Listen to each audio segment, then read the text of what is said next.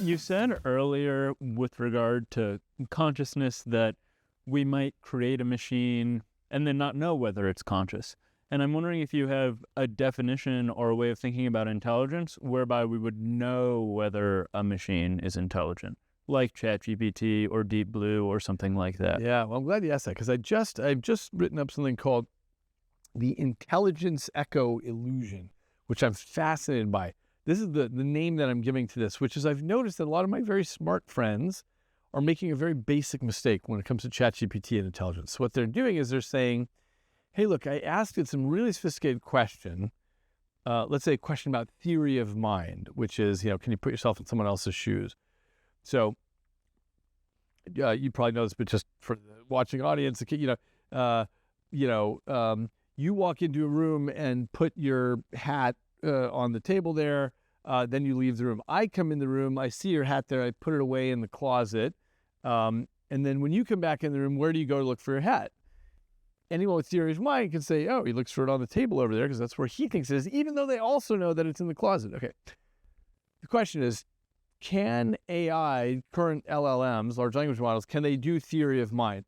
And the answer is, one of our colleagues here at Stanford wrote a paper saying he thinks that theory of mind has emerged in large language models.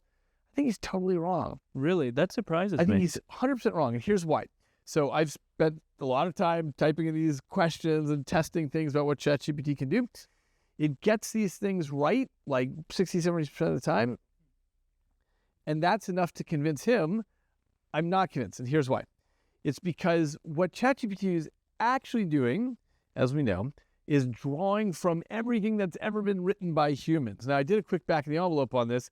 It turns out that if you read every day of your life, every single day of your life, from the time you learn how to read till the time you're an old man, the amount that you could read would be 1/1000th of what ChatGPT is trained on. So you'd need 1,000 lifetimes to read what it's read.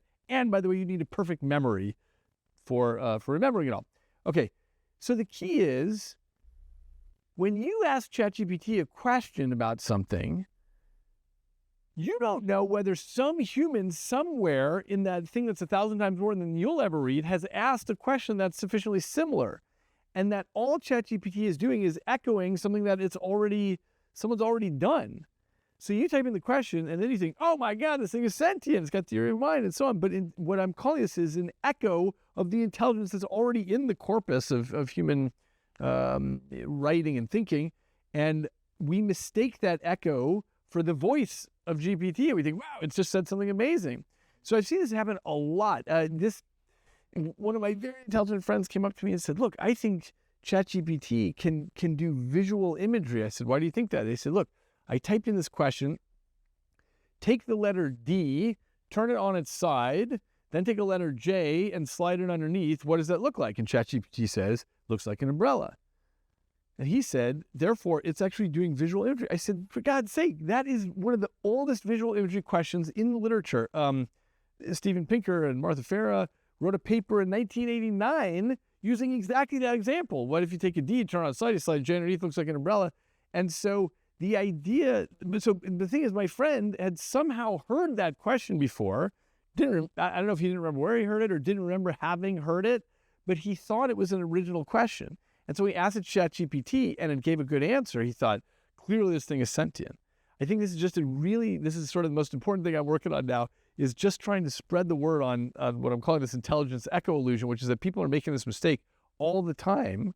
And they think, well, if I haven't ever heard this question, or if I don't remember hearing this question, then I'm going to assume that ChatGPT is coming up with this sui generously.